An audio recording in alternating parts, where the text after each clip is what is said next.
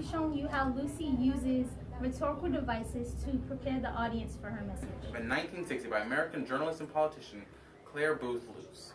And to the journalists at the Women's National Press Club, please enjoy. I am happy and flattered to be a guest of honor on this always exciting and challenging occasion. But looking over this audience tonight, I am less happy than you might think, and more challenged than you could know. I stand here on this rostrum invited to throw rocks at you. Pauls. Oh. So, throwing rocks at you is a metaphor, and a metaphor compares two things.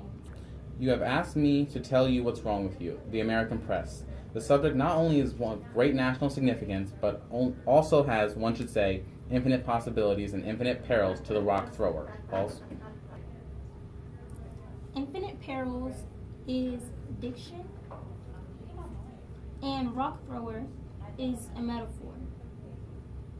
Rock thrower was also used previously. All right. Ready? And go. For the banquet speakers who criticize the weakness and pretensions or exposes the follies and sins of his listeners, even at their invitation, does not generally invoke enthusiasm, no less a friendly response. The delicate art of giving an audience hell is always one best left to Billy Graham's and the Bishop Sheen's. Pauls. Allusion is used to reference Billy Graham's, who is an American Christian. Ready and go. But you are an audience of journalists. There is no audience anywhere who should be more bored, indeed more revolted, by a speaker who tried to fawn on it, but butter it up, exaggerate its virtues, play down its faults, and who would more quickly see through any attempt to do so. I ask you only to remember that I am not a volunteer for this subject tonight. You asked for it. Sentence the author uses ascendanton to create a fast, urgent pace.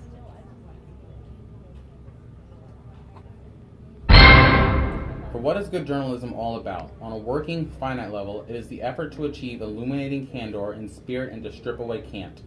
It is the effort to do this not only in a matter of state diplomacy and politics, but also in every smaller aspect of life that touches the public interest or engages proper public curiosity. It is the effort to explain everything from a summit conference to why the moon looks larger coming over the horizon than it does when it has fully risen in the heavens. It is the effort, too, to describe the lives of men and women, big and small, close at hand or thousands of miles away, familiar in the behavior of unfamiliar in their idiosyncrasies. It is to use the big word, the pursuit of and the effort to state the truth. Go. Risen in the heavens is also a metaphor, and idiosyncrasies is No audience knows better than an audience of journalists than the pursuit of truth, and the articulation is the most delicate, hazardous, exacting, and inexactive task. Consequently, no audience is more forgiving, I hope, to the speaker who fails or stumbles in his own pursuit of it. The only failure this audience could never excuse in any speaker would be the failure to try the truth, as he sees it about the subject. Perilous but earnest effort to do so here, tonight. I must begin by saying that there is much that is wrong with the American press. There is only so much that is right with it. I know then that you will bear with me, much as it may go against your professionalism grains, if I ask you to accept some of the good with the bad, even though it may not make much good copy for your newspapers. For the plain fact is that the U.S. daily press today is not inspiring good. It is just far away the best press in the world.